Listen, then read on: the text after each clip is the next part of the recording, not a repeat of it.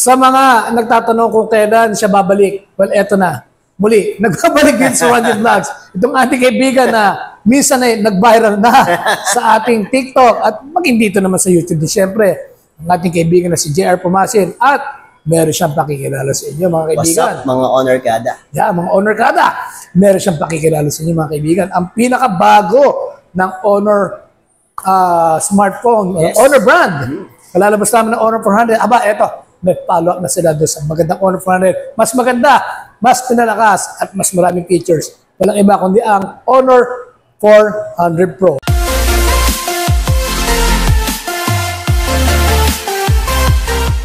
At sa mga gusto makakita nito, aba, punta na kayo dito sa Robinson's Place. General 3S dito sa Honor Concept Store. Pero, bago pa man kayo pumunta, bibigyan ko na kayo ng preview. Kasama itong ating certified honor kada, walang iba kundi si Mr. JR, nag-iisang gwapo ng Robinson's Gen 3 Pumasin. Okay, JR? Okay po. Okay, oy, like, share, subscribe po lamang dito sa Ronnie Vlogs, ha? Your Tech Guide channel. Take it away, let's go. Jokerino, take it away, no? Okay.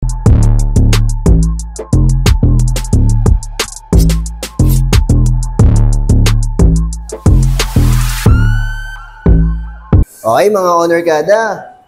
Welcome back. Ito nga po pala si Honor 400 Pro. Yan. Yan. And then, si Honor 400 Pro, same pa rin. Naka-dual 5G na rin po siya. SIM 1, SIM 2 5G. Worth of 32,999. Naka 200 megapixel main camera na rin po siya. And then, 50 megapixel telephoto, AI ultra clear camera na rin po siya.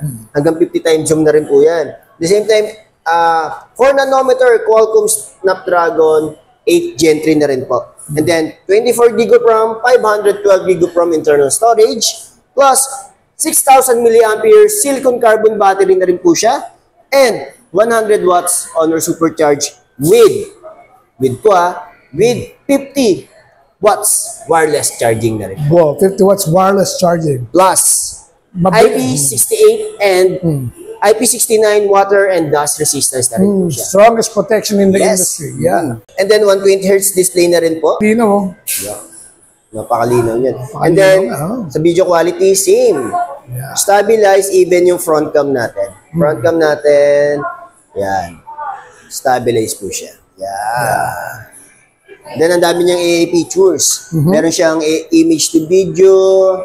And then, yung super zoom, yan. And then, Honor Connect, iOS to Honor, meron na rin po siya. Yan ang kagandahan doon.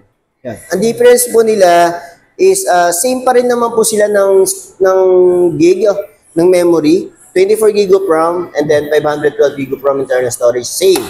Pero, sa charging, ito is 100 watts, and then, meron siyang 50 watts wireless charging. Si Honor 400 po wala. Wala. And then IP66 si Honor 400, and then si Honor 400 Pro naman po is naka IP68 and IP69 water and dust resistance na po siya.